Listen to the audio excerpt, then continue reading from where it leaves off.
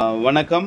நாம் பார்த்து கொண்டு இருப்பது திருவள்ளூர் மாவட்டம் பூண்டி ஒன்றியத்துக்கு உட்பட்ட எலப்பநாயுடுபேட்டை ஊராட்சியின் தரைப்பாலம் முற்றிலுமாய் மூழ்கடிக்கப்பட்டுள்ளது. இதனால் கிராம மக்கள் இயல்பு வாழ்க்கை முழுவதுமாக பாதிக்கப்பட்டுள்ளது.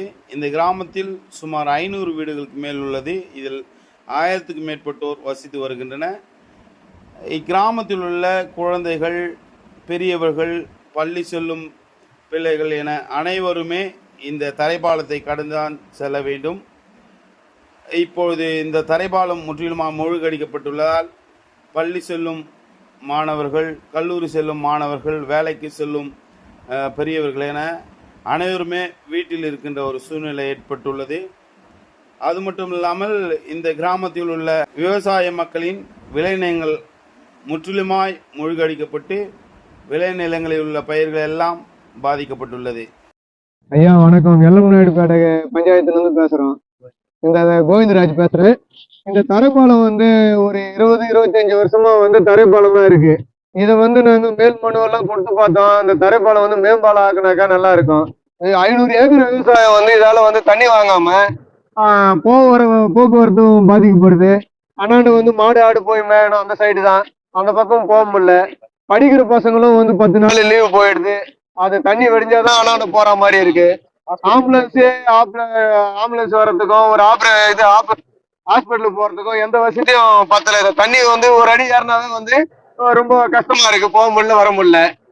இப்படி போனாக்கா ஒரு 1/2 கிலோமீட்டர்ல போயிடலாம் மெயின் ரோடு. அந்த பக்கம் சுத்தின்னு போனா 10 கிலோமீட்டர் போக வேண்டியது வருது. இதை எந்த நடவடிக்கையும் எடுக்கலைங்க. இது வருஷம் எங்களுக்கு இதே ஒரு தொல்லையா இருக்கு.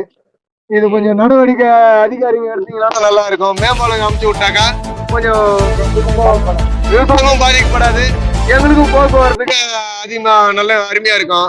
நானும் ஒரு 5 ஏக்கரை வருஷம் அடிப்படுதுங்க ஐயா இந்த தரைப்பாலத்தினால. 5 ஏக்கரை போன வருஷமும் போயிடுச்சு வேர்க்கல்ல போட்டு. இந்த வருஷமும் 5 ஏக்கரை போயிடுச்சு. நான் ஒரு சிறிய விவசாயி நானே 5 ஏக்கரை பண்றவனே வருஷம் எனக்கு 1 லட்சம் நஷ்டம் ஆயிடுது.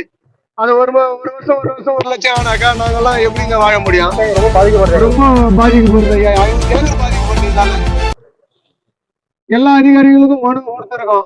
வருஷம் கொடுக்குறோம். இதே மாதிரிதான் வராங்க போறாங்க. ஏதோ ஒரு நடவடிக்கை எடுக்குது இல்ல ஐயா. இந்த வருஷமாவது கொஞ்சம் பார்த்து நடவடிக்கை எடுங்க ஐயா. நன்றி, வணக்கம் ஐயா.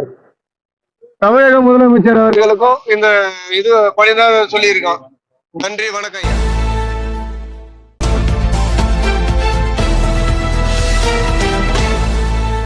உடனுக்குடன் செய்திகளை தெரிந்து கொள்ள வில்லம்பு சேனலை சப்ஸ்கிரைப் செய்யவும்.